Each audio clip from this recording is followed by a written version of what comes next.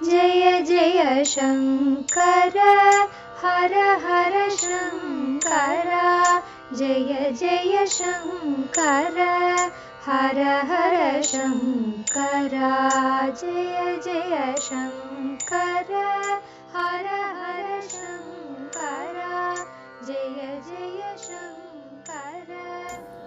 அத்வைத சாதனை தெய்வத்தின் குரல் 6ஆம் பாகம். ஒரே குறியில் ஈடுபாடு. சந்நியாசம் வாங்கி கொண்டு குருவிடமிருந்து உபதேசம் பெற்று கொண்டாகிவிட்டது. அப்புறம் ஒரு சந்நியாசி என்ன பண்ண வேண்டும் என்றால், நான் என்ன பண்ணி கொண்டிருக்கிறேனோ அந்த மாதிரி பண்ணவே கூடாது. பின் குறிப்பு: சித்தி அடைவதற்கு முந்தைய சாதகர் நிலையில் உள்ள சந்நியாசிக்கான தர்மத்தையே இனி ஸ்ரீசரணர்கள் எடுத்துரைக்கிறார்கள். தாம் அதற்கு மாறாக இருப்பதாக வினயமும் நகைச்சுவையும் கலந்த ஓர் உணர்வில் கூறுகிறார்கள். உண்மையில் அவர்கள் சித்தி கண்ட ஜீவன் முக்தர்கள். அவர்கள் என்னவும் செய்யலாம், எப்படியும் இருக்கலாம். அவர்களை கட்டுப்படுத்த எந்த தர்ம விதியும் இல்லை. நான் ஊர் விஷயமெல்லாம் உழக்கால் அளந்து கொண்டிருக்கிறேனோ இல்லையோ, ஹிஸ்டரி, ஜியாகிரபி, இன்னும் ஊர் அக்கப்போர் எல்லாம் அடித்து கொண்டிருக்கிறேனோ இல்லையோ, நிஜ சந்நியாசிக்கு இதெல்லாம் உதவவே உதவாது. அவன் சதா சர்வகாலமும் ஆத்மாவே நினைப்பாக, பேச்சாக, குறியாக இருக்க வேண்டும்.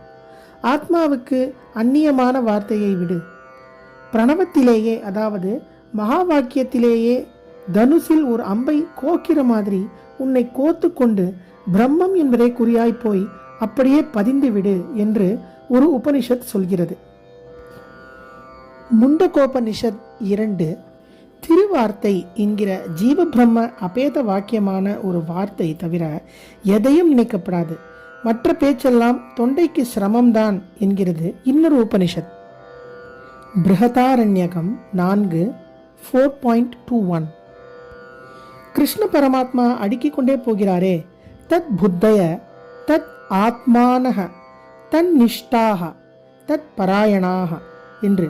அப்படி ஆத்மாவிலேயே புத்தியை வைத்து, உயிரை வைத்து, அதிலேயே நிஷ்டை என்று சொக்கிச் சொருகி கொண்டு அதுதான் நாம் சேர வேண்டிய உசந்த புகலிடம் என்று இருக்க வேண்டும்.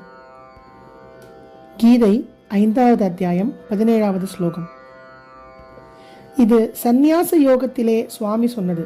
விபூதி யோகத்திலே சொல்லும்போது அவர்தான் சகலமுமாக ஆகி விளையாடுவது என்று தெரிந்து கொண்டவர்கள் அவரே சித்தமாக, அவரே உயிராக, அவருடைய தத்துவங்களையே ஒருவருக்கொருவர் போதித்து கொண்டும் அவருடைய மகிமைகளையே கதை பேசிக்கொண்டும் பரம திருப்தியாக களி கூத்தாடுகிறார்கள் என்கிறார். மச்சித்தா மத்கத பிராணா போதயந்தக பரஸ்பரம் கதயந்தச்ச மாம் நித்யம் துஷ்யந்தி ச ரமந்திஷ. கீதை 10வது அத்தியாயம் 9வது ஸ்லோகம். இதே நினைவில் சொன்னார் போல வித்யாரண்ய சுவாமிகள் நிர்குண உபாசனை பற்றி, அதுதான் சந்நியாசி பண்ண வேண்டியது, அதை பற்றி சொல்லும்போது பிரம்மமே சிந்தனை, அதொன்றை பற்றியே ஒருத்தருக்கொருத்தர் பேசிக்கொள்வது, போதித்துக் கொள்வது. தத் சிந்தனம் தத் கதனம் அந்யோன்யம் தத் பிரபோதனம் என்கிறார். பஞ்சசதி 7வது அத்தியாயம் 106வது ஸ்லோகம், 13வது அத்தியாயம் 83வது ஸ்லோகம். இதனை வித்யாரண்யர் ஜீவன் முக்தி விவேகத்தில் யோக வாசிஷ்ட மேற்கோளாக காட்டியுள்ளார். பல சந்நியாசிகள் சங்கமாயிருந்தால் ஒருத்தருக்கொருத்தர் போதயந்த பரஸ்பரம் அந்யோன்யம் தத் பிரபோதனம் எல்லாம். ஆனால் ஒருத்தருக்கு மேலே சந்நியாசிகள் கூட்டம் போட்டுக்கொண்டு சங்கமாக வசிக்கிறதை கூட ஸ்லாக்கியமாக சொல்லியிருக்கவில்லை. பல பேர் ஒன்று கூடி இருந்தால் பாசம், துவேஷம், போட்டி, பொறாமை, அபிப்பிராய பேதங்கள் வர இடமுண்டுதானே. அதனால் சந்நியாசியான விட்டு அவனவனும் ஏகாந்தமாக ஓடிவிட வேண்டும். ஒரு இடத்திலேயும் பாசபந்தம் ஏற்பட்டு விடப்படாது என்பதனால் 3 நாளுக்கு மேல் தங்காமல் பரிவ்ராஜகன் என்பதாக இடம் விட்டு இடம் சஞ்சாரம் பண்ணிக்கொண்டே இருக்கணும் என்றுதான் உயர்நிலை பரமஹம்ச சந்நியாசி தர்மமாக வைத்திருக்கிறது. பின் குறிப்பு: தர்ம பீடமாகிய மடங்களில் இருந்து கொண்டு மக்களுக்கு நல்வழி காட்ட வேண்டிய குருமாராகிய சந்நியாசிகளுக்கு இந்த தர்மம் பொருந்தாது.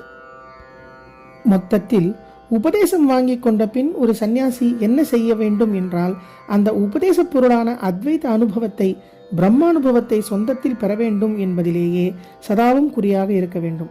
இதை சாதிப்பதற்கான மனனம் நிதித்தியாசனம் என்று 2 வைத்திருக்கிறது. நிதித்தியாசனம் என்பதை நிதித்தியாசம் என்று சொன்னாலும் சரிதான். ஸ்ரவண மனன நிதித்தியாசனத்தோடு சாதனை என்று சவிஸ்தாரமாக சொல்லி வந்த சமாச்சாரம் பூர்த்தியாக முடிந்து போகிறது. ஜெய ஜெயசங்கர, ஹரஹர சங்கர, மகாபிரியவாச்சரணம். जय जय शङ्कर हर हर शङ्कर जय जय शङ्कर हर हर शङ्कर जय जय शङ्कर.